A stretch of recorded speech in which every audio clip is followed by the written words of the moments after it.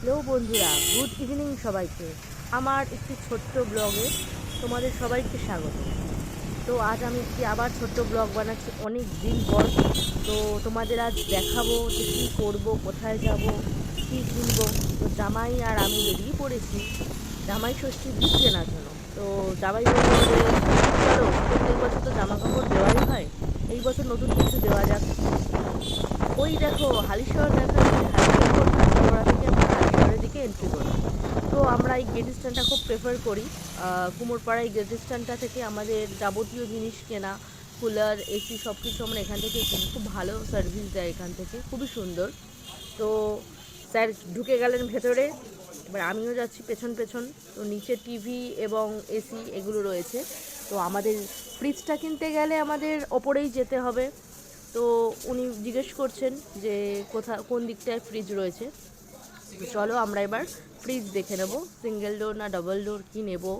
তোমরা দেখতে থাকো, ভিডিওটা স্কিপ না করে দেখতে থাকো শেষ পর্যন্ত, যে আমরা কোন ফ্রিজ কিনলাম, কী করলাম। তো আমার কর্তামশাই দেখছে কোনটা পছন্দ হয় না হয়।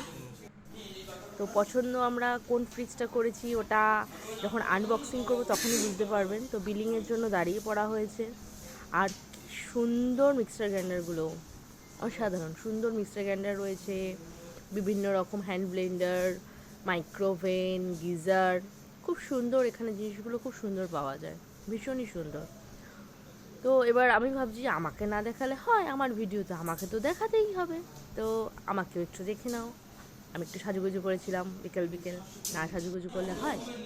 তো বিলিং হয়ে গেছে, বিলটা নিয়ে এবার গিফটটা নিয়ে বাড়ি যাওয়ার পথে। তো বিলটা চেক আউট করে আমরা বেরিয়ে পড়েছি। এরপর একটি ভ্যান ডেকে নিয়ে আমরা গিফটটা তুলে ফেললাম ভ্যানে, কারণ ডেলিভারি দিতে বলছিল অনেক লেট হবে, 4 দিন লাগবে। তো ষষ্ঠীর উপহার যদি ষষ্ঠীতে না দিই কেমন লাগে। তো চলে এসেছি আমরা বাড়িতে। এরপর আমরা বাড়ির ভেতর গিফটটা ঢোকাবো, দেখতে থাকো। তো এরপর ঢুকে পড়লাম বাড়ির ভেতরে, বাবা, কর্তামশাই সবাই মিলে ঢুকে পড়েছি। এরপর কোথায় রাখবো ডিসাইড চলছে। গিফটটা এবার আনবক্সিংয়ের পালা। তো আনবক্সিং করছে আমার কর্তামশাই।